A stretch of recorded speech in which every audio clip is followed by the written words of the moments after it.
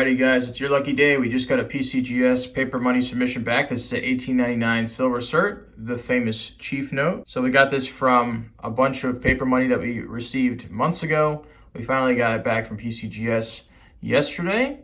They graded it VF35 and there's no comments on it. FR274, my apologies. So it's a Vernon McClone.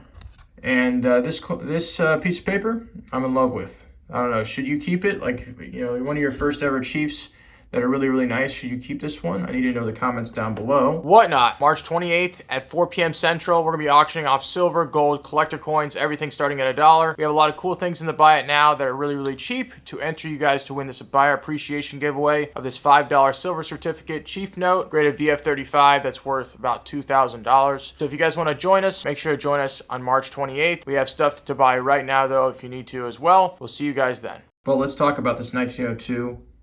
And it's the Winchester kind of national banknote, but they call it the Shenandoah Valley National Banknote of Winchester. So this is a $10 national currency note. When you're taking a look at it, it is stained right here. So when I was submitting these, I didn't really know how to grade paper. I still kind of don't. So I'm learning as we go together. And this one, you could definitely see and agree with it. There is staining there, which is unfortunate. A lot of these are not really high in terms of population just because they made very few of them. So it's going to be interesting to see what these sell for when we do look into them. Then we have this 1902 National Exchange Banknote of Milwaukee. So this one is graded VF30. And when you're taking a look at the back, you're seeing all these kind of have this similar reverse. No staining, no comments. Beautiful looking note. I don't really like the how they fill their names in here because it's kind of just they really stretched it there. I wish they could have been a little bit stronger. But you have the Lions Robert there. Nice pronounced color, and can't beat that. Then we have a first national banknote of Mensha, and this one is a $20.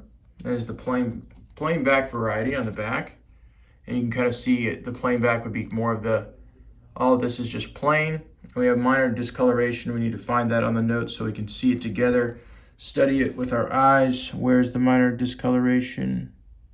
I guess they missed this, but there's some tape right here. And then the discoloration might be, maybe it's the signatures. Maybe those really have bothered the graders on this one. I'd love to know what you guys' thoughts are down below. Maybe it's like this here, which I don't think they would take off for that, but maybe I'm wrong. I'd love to know what you guys think because there probably are some paper graders that are watching this. Then we have this 1918 Federal Reserve Banknote of Boston, one of the most common out there for sure.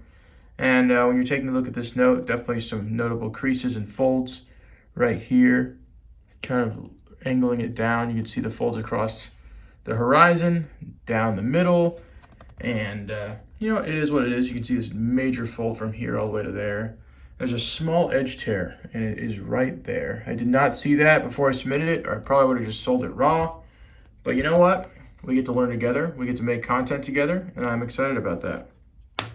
We have this 1902 playing back once again. This is the Old Commerce National Bank of Oshkosh. So another kind of weird national banknote, national currency note. And this one is the plain back. It just has, more of an open field on both sides. You can see the ships in the background. And she's kind of holding this cool harpoon looking thing. But these are really kind of tough because you'd have to find a guy that's really into Oshkosh, Wisconsin. And you'd have to figure out if he would want to kind of keep this for himself. Just because, I don't know, it has to have some desirability of why you buy it, right? So there's so many of them out there. That's where it becomes the trouble with these. And then we have this 1907, one of the most famous legal tenders, the wood chopper. And it has the public without the U error on it. And to be honest, I did not even know that when I sent it in. So we are all learning together. And I need to find that on the actual note so I can show you guys. But yeah, that's kind of the notes that we received back. No issues on this note.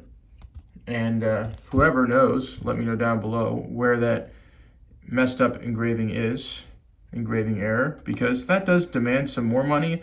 I did look into it a little bit more, and I think these sell for probably $100 more because of that engraving error. So it is what it is. Now I wanted to show you guys a few more kind of raw coins from our Morgan dollar set deal here. And we're gonna move to that real quick. So this is an 1886 Morgan dollar, VF, details cleaned, a better date, but doesn't demand a kind of a premium based on its condition, which is unfortunate. And then we have this 1886. This is the San Francisco. So a lot of the San Francisco ones are just been cleaned, unfortunately, from the past few that we've seen. And this one has been polished a little bit. You can kind of see this weird luster when the light hits it. It just doesn't look natural, you know? And then when you're taking a look at this 1887, you can see just a beautiful amount of gorgeous luster coming through there, clean cheek. I'm trying to see if that's kind of a wipe down there, but that might just be kind of a little bit of film. But another coin that would be great for more of a submission, maybe, of a bulk BU submission. Then we have this 1887 I believe.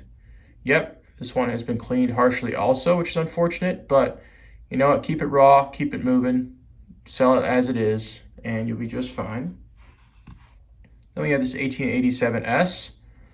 We can find these in this condition all the time, if not lower condition. So we do buy a few of these once in a while, and they always look like this, or they look like they're coals, which, you know, is the same thing. Basically, when you're looking at wholesale sheets, they're saying if it's been cleaned or if it's in low grade condition, it would be considered to be a coal. Then we have the 1888 here. This one is going to be the Philadelphia. So when you're taking a look at this coin, AU has a little bit of kind of just rub from over the years of it being people's pockets across, you know, the table, all that other stuff. And then we have an 1888. I believe this is the New Orleans just because of the softer strike. And when you're taking a look at this coin, nice amount of luster, but you can see kind of the weakness in the eagle's breast there, which is unfortunate. And then we have this 1888 San Francisco, polished up, cleaned up, rip in the chat for us. We kind of knew that when we're taking a look, which is good. If you get trapped by these coins just because you just don't know when you're training your eye. 1889 Morgan dollar, common date, but is a good coin to get bulk graded, and you can't go wrong there. Then we have this 1889 Carson City, the king, apart from the 93S. This coin has some cleaning from old, it has some toning from old cleaning on the back here, and it also has some issues from just cleaning on the obverse, but still, nice little hole filler for somebody. We have this 1889S. Nice luster, but it has been induced kind of by some dip. It also has been severely cleaned. Especially you can see that kind of trailing there. And actually it's the O. Wow. So it kind of threw me off with the luster, but it still has been cleaned and messed with. And nonetheless, still a nice Morgan dollar. For somebody that doesn't want to break the bank, at least. 1889S. This one should be the S this time. Once again, she's been cleaned. You can kind of see this weird luster from, you know, taking a look at many coins that don't have messed up luster. And then we're taking a look at this 1890p. So 1890p, common for this condition. You gotta get in like 65 or 66 for it to matter. This one's is AU, so. Then we have the 90 Carson City. 90 Carson City has been cleaned a little bit, and it's retail. There is a big scratch here as well. So that is just fine, but that, once again, none of these really should be graded apart from maybe the BU ones. And then we have this 1890 Morgan dollar, weaker strike, as you can see. And this is kind of, I think, more from the dies, the polished dies there. I don't think that would be from cleaning. You can kind of see that extending onto the hair. And yeah, the luster's there for sure. It's probably a 62 or a 63 by today's standards, but who knows what NGC will say when we get these sent off. And then the last coin I want to show you is this 1890S. This coin is harshly cleaned, but we hope you guys enjoyed these coins that we shared, but mainly the paper money. Let us know what you think about the Chief. Should we keep it or not?